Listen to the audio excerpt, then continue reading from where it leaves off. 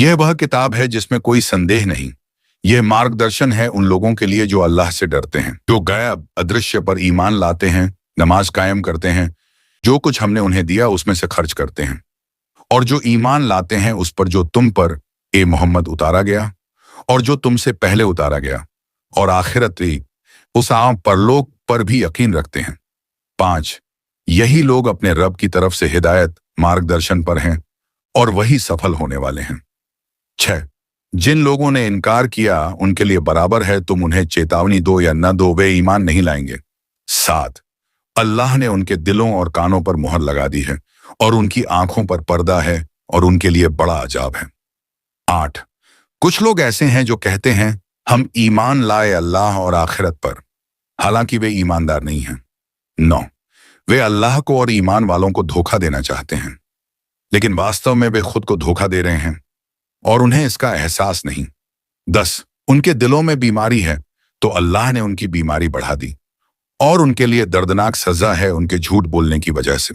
11 और जब उनसे कहा जाता है धरती में फसाद मत फैलाओ, तो वे कहते हैं हम तो सुधार करने वाले हैं। 12 सुन लो, वास्तव में वही लोग फसाद फैलाने वाले हैं, परंतु वे समझते नहीं।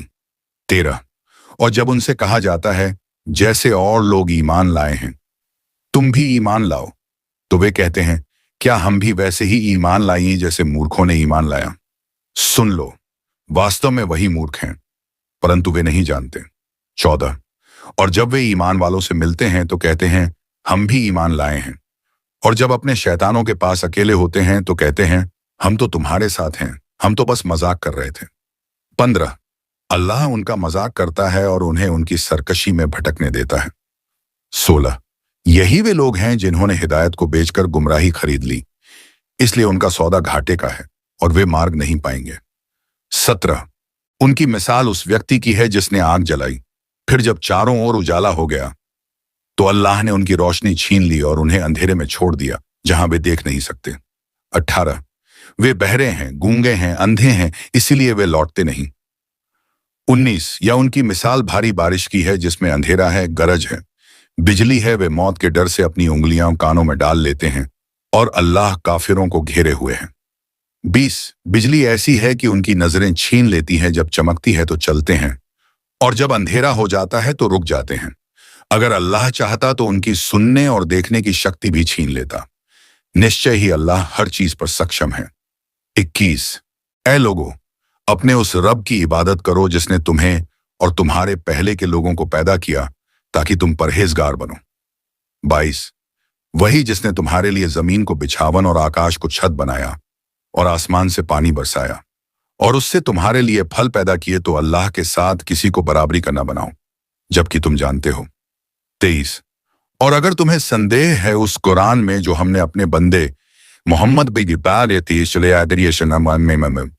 पर उतारा है, तो उसकी जैसी एक सूरह लेकर आओ और अपने गवाहों को भी बुला लो अगर तुम सच्चे हो। 24 लेकिन यदि तुम ऐसा न कर सको और हरगिज नहीं कर सकोगे तो डरो उस आग से जिसका ईंधन इंसान और पत्थर हैं, कौम और जो काफिरों के लिए तैयार की गई है।